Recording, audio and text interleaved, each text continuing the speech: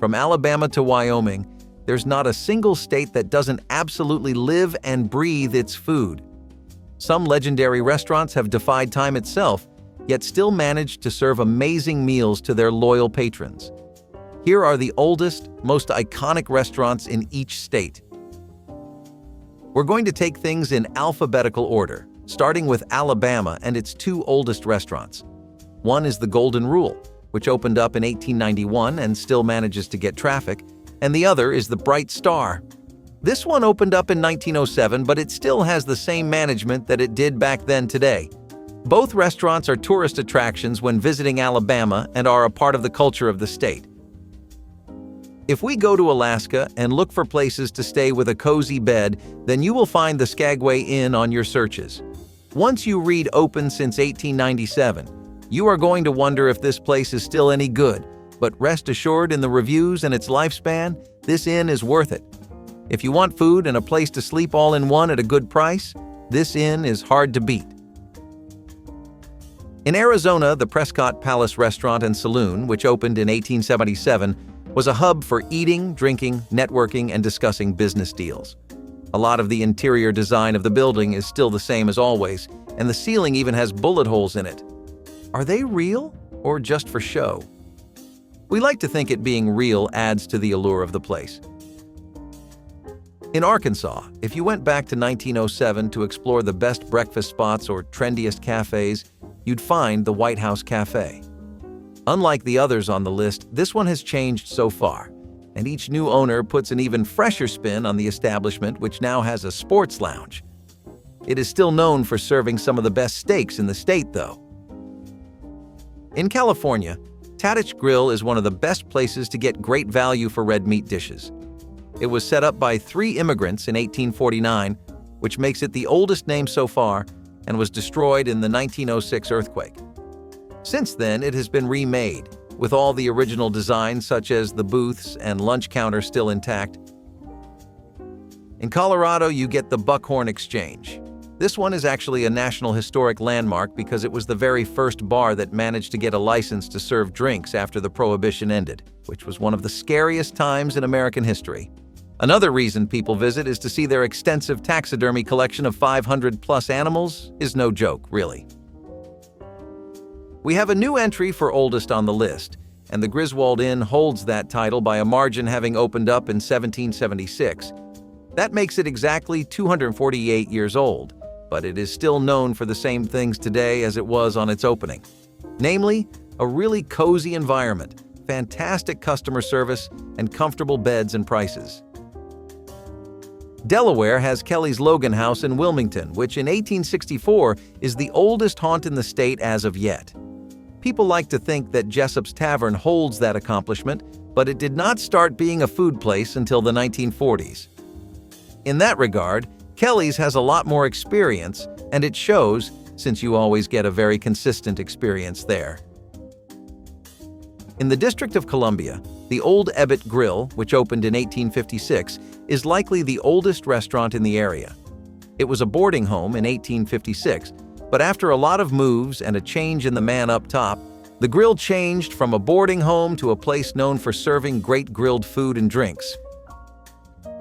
In Florida, in Ybor City, the Columbia Restaurant is one of the biggest and certainly the oldest restaurants to exist in the state overall. It was first opened in 1905, and the whole thing itself now is a city block wide. It first opened as a saloon, and it would serve drinks and basic food then too. In Georgia, you definitely get catered to if seafood is your vibe.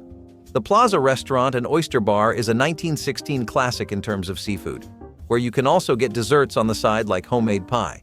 It has a dining room and a gathering space for locals, making it a great spot to stop and refresh. In Hawaii, you have the Manago Hotel, which started in 1917 and was a small pit stop for travelers. There, they could buy meals like bread, toast, coffee, or even udon. It has since moved to Captain Cook in Hawaii, and it now serves really nice fried pork chops, which were enough to get it an America's Classics Award. In Idaho, the Snake Pit in 1880 was the oldest establishment ever. Though it hasn't operated continuously like the others on this list, It did close briefly in 2024 for a change in management. It was also a set piece in Dante's Peak and is one of the tourist spots of Enville Kingston. Illinois has you going through many bars and diners, but the best and oldest of them all is the Village Tavern in Long Grove, which first opened its doors in 1947. This palace is known for its iconic fish fry and special breading recipe, which it claims it has had since 1847.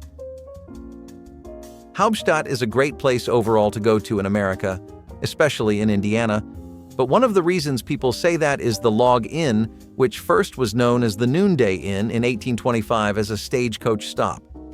It always had a reputation for being a family-oriented comfort food place, and it is in a really scenic setting too. Go to Balltown, Iowa, and you would be missing an opportunity if you do not check out the Breitbach's Country Dining Restaurant.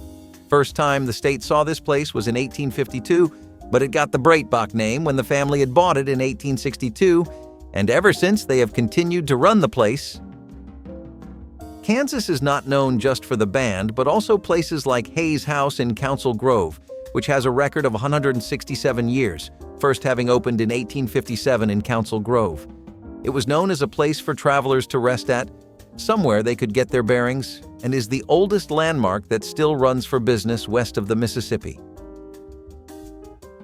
The Old Talbot Tavern, which first opened in Bardstown in 1779, was known as a must-see spot for locals and travelers alike due to its famous list of guests.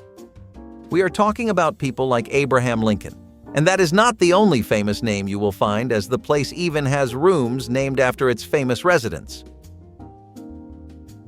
Go over to New Orleans and visit Antoine's sometime the next time you find yourself in the neighborhood. It first ran for business in 1840, but it went through some serious setbacks like hurricanes and pandemics, but it still stays as a great Creole spot in New Orleans. In Maine, people say the Palace Diner is the most tenured spot in the state, although some like to say the Biddeford Restaurant is actually the oldest place to grab a bite. However, we think the Cliff House has the fairest claim to the title since it opened up in 1872, a good century before either of those. In Maryland, you have the Middleton Tavern in Annapolis, which opened in 1750. This place was the best spot back then to get a drink, if references are anything to go by, and it may still have retained its excellent service, which got it that reputation in the first place. Going over to Massachusetts, we have the Union Oyster House, which was one of the few places with a semicircular oyster bar in 1826. This was one of the favorite go-to spots of Julia Child, too, and it was where the toothpick was used for the first time.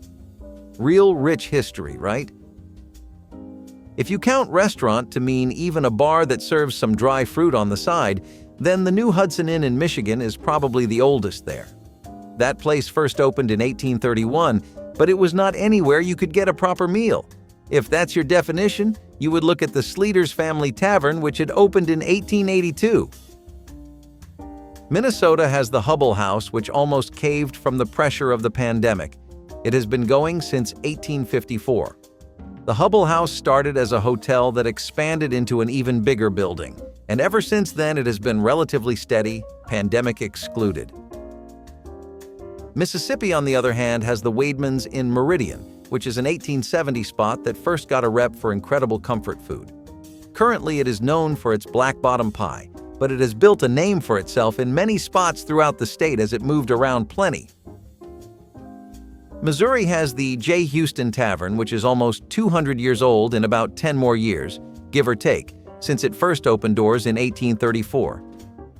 This tavern is currently closed because it is switching management, but the place still plans to come back soon with a rebrand. In Montana, you have the Pekin Noodle Parlor, which opened in 1911, almost around the time of the recession. Despite these challenges, it remains one of the oldest and best gambling parlors in the nation. It even had tunnels to hide gamblers in for when the police would raid. That's some industry standard setting for customer support, you know? In Nebraska was the Glur's Tavern, which is yet another National Historic Site and has been around since 1876. It was known for its burgers and fries, but the place originally began with an honest hand in the tobacco market, and now it is a family place. The original Glure family ended up selling it in 1978. Again, depending on what your definition of a restaurant is, this could get a little dicey. But in the spirit of honesty and transparency, we'll give you both. So the oldest bar was the Genoa Bar and Saloon in 1853, and it did serve food, but again, not a lot. The Martin Hotel in Winnemucca was the first food spot that opened in 1898, so now it's up to you. New Hampshire has the Hancock Inn, which opened in 1789 and was closed down in 2021, but it reopened in 2022 and is currently going through a remodeling. It is one of the oldest places in Hancock, and it leverages that for marketing.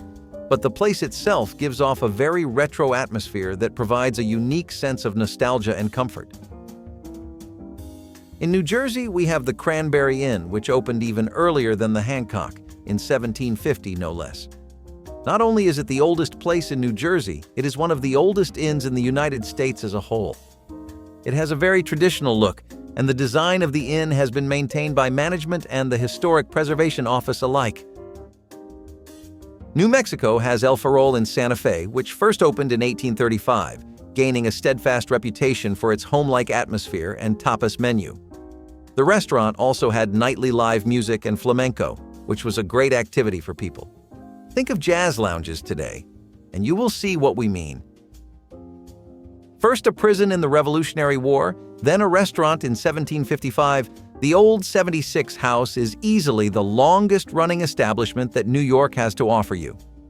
Some people may say the Francis Tavern, mostly because it is a bit more popular and gets attention for opening in 1762, but the facts are that the building of the Old 76 House was made earlier. In North Carolina, you have the Carolina Coffee Shop in Chapel Hill, which was one of the first soda fountain places in 1922. It became a full-on restaurant in the 1950s and changed management only once. It is still going and is just as comfortable now as it was then. North Dakota has the Peacock Alley American Grill and Bar in Bismarck, which has been operating since 1933, making it one of the younger establishments on our list. A lot of the building is still the original design, though, and it gained a rumor for having underground tunnels. If you go over to Ohio and visit the Golden Lamb, which first opened in 1803 as a house of public entertainment, you will have gone to the same place as 12 other U.S. presidents. That's at least a quarter of the entire list of presidents, and besides that, it has a restaurant, a hotel, and a museum. Definitely a lot of public entertainment if you ask us. Oklahoma had the Cattleman's Steakhouse in Oklahoma City, a 1910 lean meat enthusiast spot, which became known for its late hours, which were not common during the 1910s. It was even put into the Steakhouse Hall of Fame in 2024 and is known for its flavor and friendly service alike. In Oregon, you have Huber's, which is one of the finest places to go to in Portland. In 1879, this place first opened with the name of the Bureau Saloon, and it has since changed from a bar to a full-on restaurant. Currently, it has some fantastic roast turkey. Pennsylvania has the Revere Tavern in Paradise, which is actually incredibly ancient. The state would see this historic landmark in 1740 for the first time, and despite closing once in 2022, it has reopened under a new owner. It is known for its thoroughly rustic charm, which attracts families in particular. Go over to Rhode Island, and a local or three will definitely mention the White Horse Tavern, which is the oldest name so far on the list, and probably in the country too. This place opened in, yes, that's right, 1673, and it is a historic landmark for a very good reason.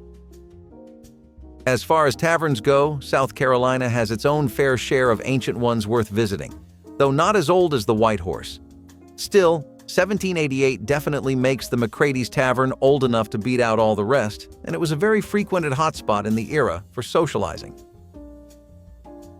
South Dakota has the Legend Steakhouse in the Franklin Hotel, which is the oldest place to get steak in the state, having opened in 1903. It closed briefly when the hotel it was inside turned into a place for residences, but it has since opened and is known for serving public figures and VIPs. You think Tennessee in your mind goes to all the spicy goodness you can find in Nashville, and Varallo's has been adding to that reputation for the state since 1907. All right, It has gone through a lot of moves, so it is not exactly the exact same, but who can say they are after a good 100 years? The restaurant was and still is known for its hearty chili though, and you have to grab a bowl if you are ever in the area. The Stagecoach Inn in Texas is the oldest food place, having opened in 1860 originally, and despite some name changes and a reopening, it is standing strong as one of the best spots in Texas to visit. Utah has the Snappy service, which is the oldest opening, having first started as a lunch counter in Salt Lake City during 1902. But the first places that were restaurants from the get-go are the Bluebird, Lums, and the Idle Isle, which opened in 1914, 1919, and 1923. As far as names and USPs go, this one is pretty on the nose, but Ye Old Tavern in Vermont is probably the best and most widely regarded spot in the state. Having opened in 1790, it closed down for a while for losing its liquor license, but has since returned. Virginia has the Red Fox Inn and Tavern, which opened in 1728 and has gone through several name changes. Currently, it is known for having a lot to offer with burgers to full-on roasts and desserts as well. The Horseshoe Cafe in 1886 in Washington is the oldest operating restaurant in the state, with only one move in its history. It is still a fantastic spot for cocktails and cozy food throughout all of Washington, and modest prices as well. West Virginia has the North End Tavern and Brewery, which first opened in 1899 as a pub, but was not a complete brewery until 1997. It lasted a long while serving food as well as drinks, so we figure it deserves to be on here. Wisconsin and the Red Circle Inn go way back, 1848 if we are being exact. It has changed ownership a lot and taken many forms, but the building has always been the same, and the restaurant itself reopened in 2023 after briefly closing in 2022. We end the list with Wyoming, which goes all the way back to the early 90s with the Miners and Stockman's Steakhouse and Spirits in Hartville. This place is known for its drinks, a special blend of coffee, and some really premium steaks. Even now, you need reservations to dine in, and it has maintained that luxury brand for quite a while. It is known also for serving 35 kinds of whiskey, which is a bit of a stretch for a steakhouse, but either way, if you want to take someone out to impress them, then this is the place to go. Ponderosa Steakhouses established a distinct presence in the casual dining sector with their innovative steak buffet concept, blending the traditional steakhouse experience with the variety of a buffet. This model allowed guests to choose from a plethora of steaks prepared on demand, complemented by an extensive buffet of sides, salads, and desserts. Their pioneering approach, merging steakhouse values with buffet convenience, positioned Ponderosa as a favorite for family dining. The restaurant was celebrated for its rustic, inviting atmosphere, allowing families to enjoy fulfilling meals affordably. Yet, shifts towards healthier options and the emergence of fast casual eateries presented challenges. Despite these hurdles, the legacy of Ponderosa lives on, influencing contemporary dining concepts focused on providing quality, variety, and value. Remember All-American Burger? Established in the early 1960s in Los Angeles, this chain catered to Southern California's car culture with its drive-through service and made-to-order burgers using fresh, high-quality ingredients. It carved out a niche by offering a more personalized and upscale fast food experience, attracting a loyal following who appreciated its focus on quality. At its peak in the 1970s and 1980s, All-American Burger became a symbol of the classic California burger scene. However, as larger chains began to dominate with speedier service and lower prices, All-American Burger faced mounting challenges and began a slow decline. By the late 1990s, most locations had closed.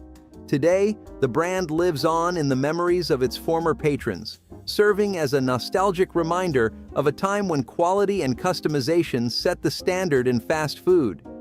Roy Rogers restaurants set themselves apart in the fast food field with a diverse menu that included burgers, fried chicken, and roast beef sandwiches. A significant factor in its growth was the introduction of the Fixins Bar, allowing customers to customize their sandwiches with a variety of toppings. This approach, combined with strategic outlet placement and memorable marketing that emphasized the quality and variety of its offerings, fostered a robust brand identity. However, the brand faced difficulties maintaining its market position amidst stiff competition and evolving consumer tastes, leading to a decline.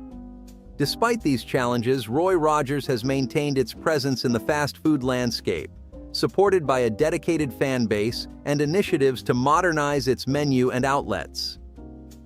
Now, on to Gino's Hamburgers. In 1957, NFL star Gino Marchetti launches a burger chain that quickly becomes a mid-Atlantic favorite. Gino's Hamburgers was not just about eating. It was about enjoying a meal that felt a bit like home. With signature burgers and a flair for hearty, home-style cooking, Gino's carved out its niche.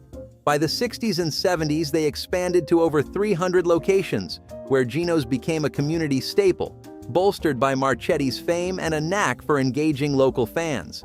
Yet, as the fast food giants grew and diversified their menus, Gino's struggled to maintain its hold, and ultimately, in 1982, the chain was sold to Marriott Corporation.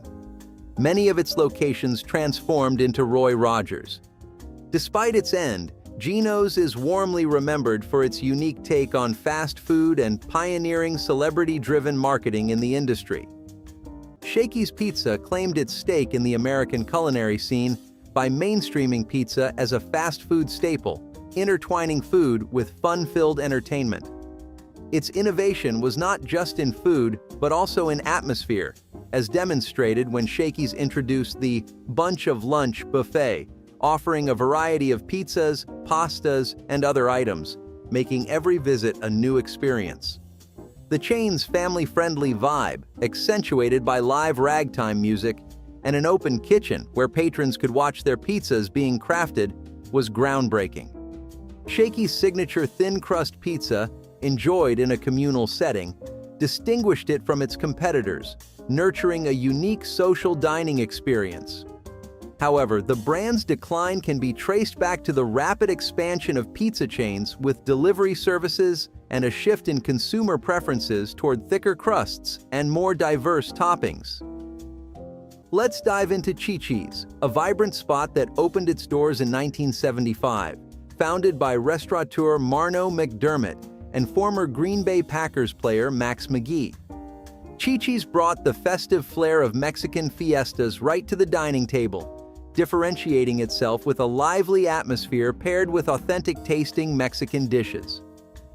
Famous for its nachos, sizzling fajitas, and potent margaritas, Chi-Chi's quickly became a beloved dining destination, spreading joy with over 200 locations nationwide by the 1980s.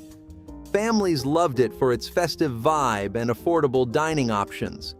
However, the brand faced a drastic downturn in the late 1990s, culminating in a severe hepatitis A outbreak in 2003 that irreversibly damaged its reputation. The outbreak led to numerous lawsuits and a decline in customer trust, forcing Chi-Chi's to close all of its American locations by 2004. While Chi-Chi's still operates in some European countries, it remains a lesson on the critical importance of maintaining food safety standards. Sambo's rapid expansion and controversial branding were pivotal in its complex history within the fast food realm. The chain initially found success with a strategy that included offering breakfast all day, a novelty at the time that attracted a wide demographic. However, its name, derived from a 19th-century children's book, became a point of contention due to racial connotations, overshadowing its early achievements. Efforts to mitigate the backlash, such as renaming some locations, were insufficient to reverse the damage to the brand's image. Beyond the controversy, Sambo's faced challenges from increasing competition and shifts in consumer dining preferences. The narrative of Sambo's underscores the significance of brand identity and the impact of cultural sensitivity on a business's success. Don't forget about Naugles, which Dick Naugles started in 1970 after splitting from Del Taco. Naugles quickly carved out its niche by blending Mexican and American fast food, appealing to a wide audience with its innovative dual-line kitchen system that sped up service and kept the food fresh. This chain was a hit in Southern California, known for its bold flavors and generous portions, perfectly capturing the fusion of quick service and zesty Mexican flavors.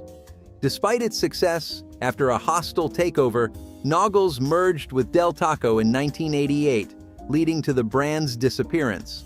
However, the spirit of Naugles lives on. Recent revival efforts have seen a few new locations open, reigniting the passion for its unique menu and celebrating its legacy in the fast food industry. Po Folks offered an authentic Southern dining experience, distinguished by its traditional Southern cooking and warm hospitality. Selected locations featured live music and themed decor, further immersing guests in a Southern home-like ambiance. The restaurant's cozy, country-inspired atmosphere paired with a comforting menu featuring classics like fried chicken, catfish, and biscuits resonated with those seeking genuine Southern comfort food. However, Po Folks struggled with market shifts, including a trend towards healthier eating and the rise of fast casual competitors, leading to its decline. This case underlines the obstacles faced by traditional eateries in maintaining relevance in an evolving food industry, underscoring the need for continual innovation and adaptability. All right, let's chat about Lums, a place that really made its mark with something you might not expect in a fast food joint: beer-steamed hot dogs. Started by brothers Stewart and Clifford Perlman in 1956 down in Miami Beach, Lums was more than just a hot dog stand. It was a phenomenon. They expanded like wildfire during the late 60s and early 70s, at one point boasting over 400 outlets across the country. Their casual pub-like atmosphere made Lums the go-to spot for a fun family meal or a night out with friends. But like many good things, Lums' era of fast expansion came to an end. By the late 70s, the chain faced financial difficulties, and the Perlman brothers sold it off. Most locations shut down by the mid-1980s. Though Lums as a brand has largely vanished, a few spots still keep the nostalgia alive, reminding us of the unique flair Lums brought to the fast food scene with its distinctive beer-steamed offerings. Steak and Ale introduced a novel dining concept by merging the affordability of a steak menu with the casual, relaxed atmosphere of a tavern, pioneering a new category in the dining scene. Its introduction of the salad bar as a complimentary addition to any entree was a game-changer, offering diners variety and a sense of personalization. Signature dishes like the herb-roasted prime rib and Kensington Club steak, set against a backdrop of warm, dark wood decor, distinguished Steak and Ale from its peers. This concept laid the groundwork for future casual dining establishments by offering an upscale dining experience at more accessible prices. The downfall of Steak and Ale was brought about by intense competition and economic downturns, but its influence lingers in the casual dining sector, with many restaurants incorporating elements of its model to create a welcoming dining environment. Let's take a stroll down memory lane to 1967 when Minnie Pearl's Chicken first hit the scene, all decked out in the sparkle of country legend Minnie Pearl herself. The chain really played up Pearl's Southern charm and wit, trying to give KFC a run for its money, with a menu packed with Southern-style recipes perfect for family dinners. At its height, Minnie Pearl's had spots sprinkled all across the country, becoming a beloved stop in both rural areas and the South. But as with many tales of rapid expansion, they hit some snags, big ones with quality control and keeping the books straight, leading to a patchy experience for customers. These bumps, along with fierce competition, saw the brand dwindling by the late 70s. Today, Minnie Pearl's Chicken is just a ghost of the past, a memory for those who got to taste its home-style cooking. It's a real lesson in how crucial consistent quality and strong management are in the cutthroat world of fast food. Stucky's played a pivotal role in the development of roadside convenience stores and fast food services in the South, becoming an emblem of long road trips with its iconic teal-blue roof and pecan log rolls. It was Stucky's expansion into offering branded merchandise, including its famous pecan candies that solidified its status as a roadside staple. Initially a roadside stand selling pecans, Stucky's grew to include a variety of Southern fast food offerings and souvenirs, capturing the essence of American road travel. The brand's decline mirrored broader shifts in American travel habits, including the rise of interstate highways that bypassed many of its locations. Despite its diminished presence, Stucky's remains a cherished symbol of mid-20th century road trips, with ongoing efforts to revive the brand. Let's take a moment for Henry's Hamburgers, started by Bresler's Ice Cream Company in the mid-1950s as a direct competitor to McDonald's. They hit the ground running with killer deals like 10 burgers for $1, catering perfectly to the budget-conscious consumer. At their height in the 1960s, Henry's boasted about 200 outlets. They mastered the art of quick service and cost efficiency, precisely aligning with the burgeoning fast food era in America. However, their minimalist approach eventually backfired as consumer preferences evolved towards more diverse menus and improved dining atmospheres. This shift led to a decline, as they couldn't keep pace with competitors who offered broader menus and better experiences.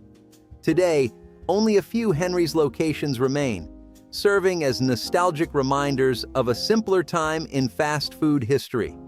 Despite their reduced presence, Henry's contributions to the industry, particularly in terms of pricing strategies and operational efficiency, continue to resonate as important lessons for fast food operations everywhere. Souplantation distinguished itself in the buffet and salad bar scene by prioritizing fresh, nutritious dining options. By serving a diverse selection of freshly made, healthy dishes, it broke away from traditional buffet norms, appealing to those seeking both variety and healthfulness. Offering a wide array of salads, soups, pasta, and baked goods, Souplantation met a broad spectrum of dietary preferences in a sector often critiqued for its lack of wholesome choices. However, the shift towards personalized, fast casual dining experiences and operational hurdles led to its downfall. The closure of Souplantation signifies a notable departure within the buffet and salad bar domain, reflecting the evolving preferences of today's health-aware and time-constrained consumers. Next up, Carrols, originally a part of the Tasty Freeze family in the 1950s, which cleverly pivoted to burgers and rapidly expanded across the northeastern United States. Their signature club burger became a staple, and they diversified the menu to include fried chicken and breakfast items, catering to a variety of tastes and mealtimes. At their peak in the 1970s, Carrols captured the public's attention with catchy jingles and promotions that really capitalized on the burgeoning television advertising era. However, the increasing competition from fast food giants like McDonald's and Burger King, coupled with operational challenges, pressured Carrols into a significant transformation. In the 1980s, they began converting their locations to Burger King franchises, a move that marked the end of their run as an independent brand. Today, Carrols stands as one of the largest Burger King franchisees, a testament to their ability to adapt and thrive under competitive pressures, illustrating the crucial adaptive strategies needed to survive in the cutthroat fast food industry.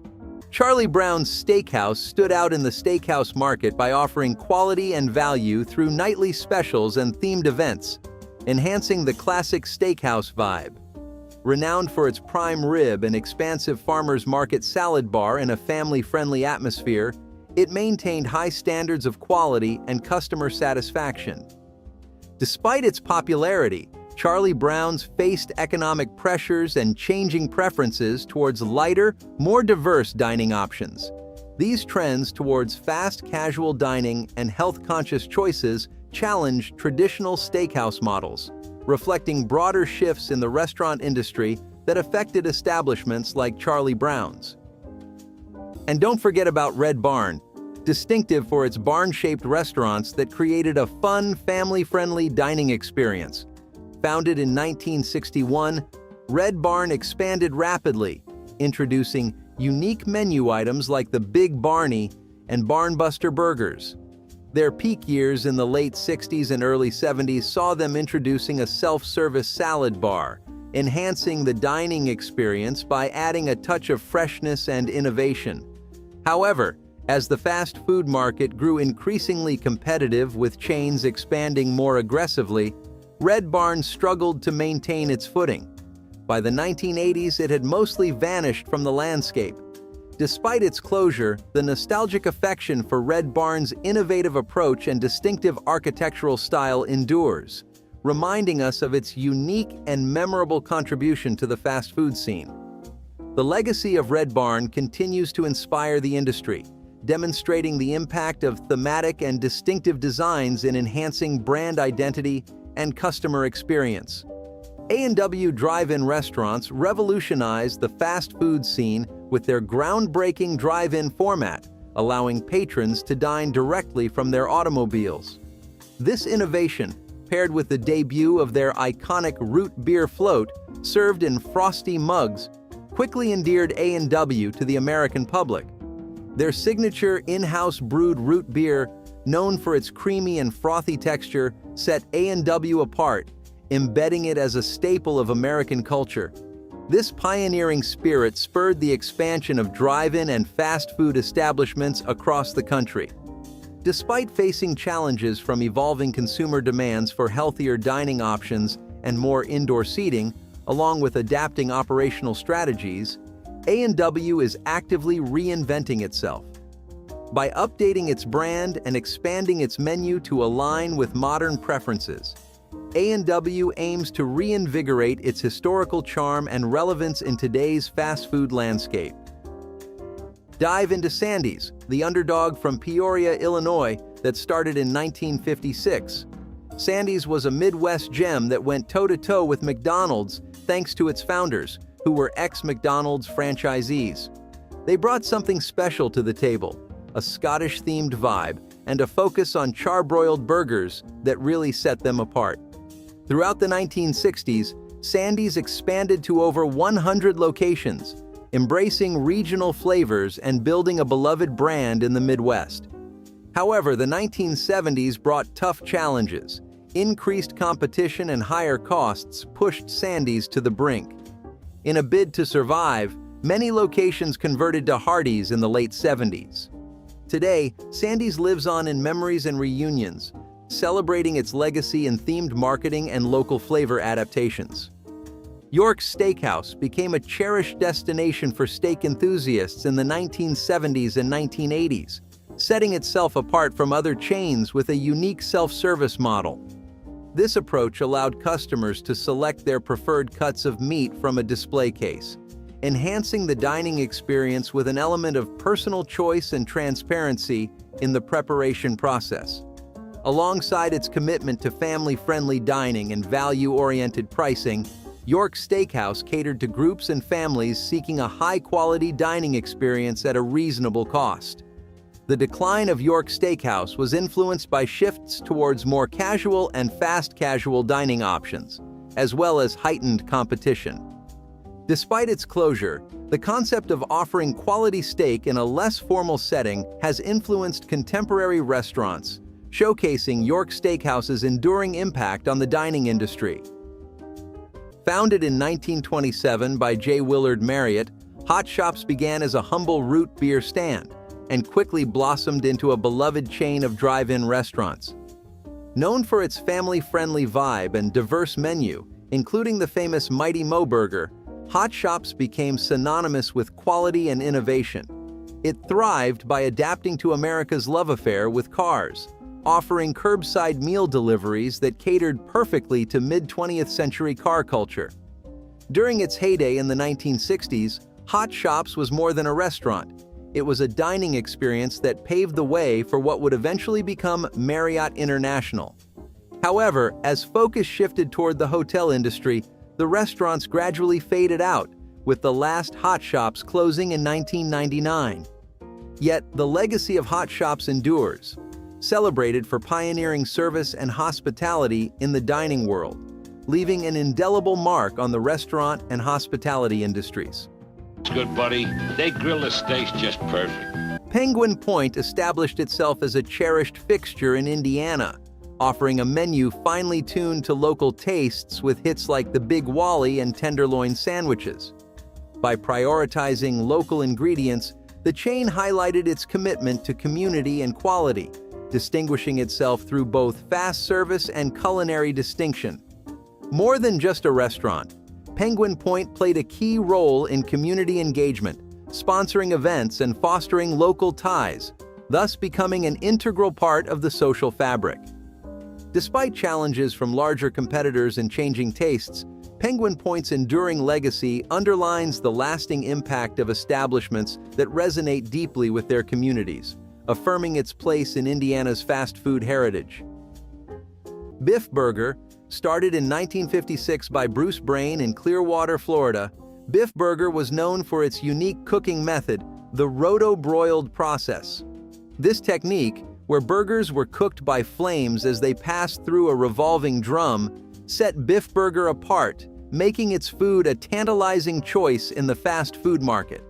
The chain enjoyed popularity in the southeastern U.S., becoming a go-to spot for affordable, tasty fast food. Despite its initial success, Biff Burger couldn't withstand the competition from larger chains in the 70s and began to decline. Today, Biff Burger is mostly a memory, with just a few signs and standalone locations remaining as relics of its once thriving operation. Its innovative approach to burger preparation remains a memorable part of fast food history, showcasing how technology can shape food service and customer experiences.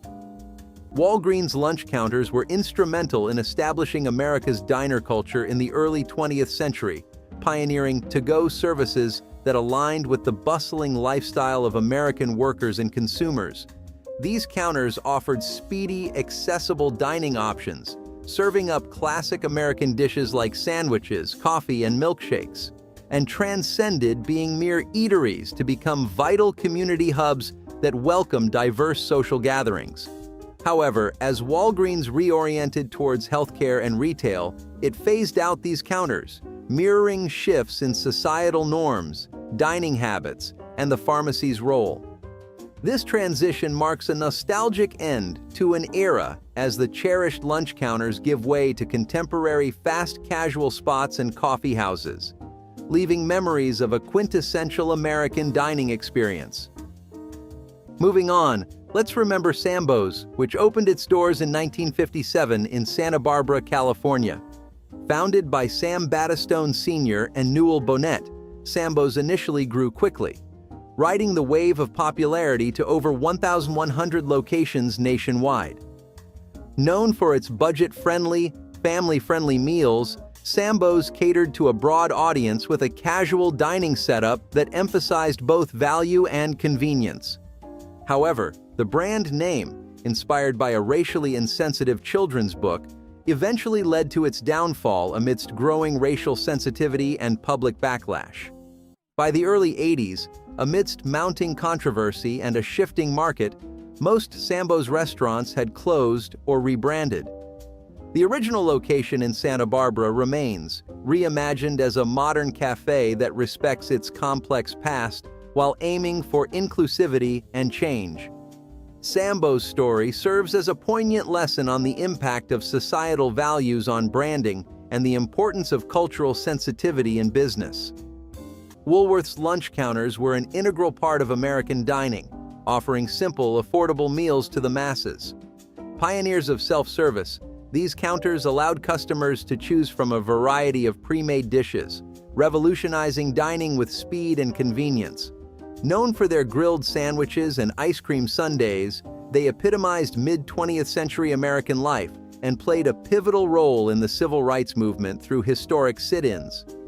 However, the rise of malls and fast food chains signaled their decline, reflecting changing retail and dining trends. Although Woolworth's unique experience has not been replicated, its legacy remains a cherished memory of a past era in American culture. Sizzler made its mark as a beloved destination for steak, seafood, and salad bar aficionados, embodying the casual dining boom of the 1980s and 1990s. Recognizing the importance of variety, Sizzler introduced the concept of a craft salad bar, allowing diners to customize their salads with a wide range of fresh ingredients and toppings. Its pioneering buffet-style salad bar and reasonably priced steak dinners appealed to a broad audience, blending quality with affordability. Over the years, Sizzler adapted its menu and service model in response to changing dietary trends and consumer preferences. However, the ascent of fast casual restaurants and shifting dining expectations contributed to its decline. Despite this, Sizzler's influence persists in the industry, particularly in how buffet and salad bar offerings are perceived and integrated into modern restaurant concepts. That's it for all the restaurants that have beat the odds of time. Like, subscribe, and let's keep these memories alive.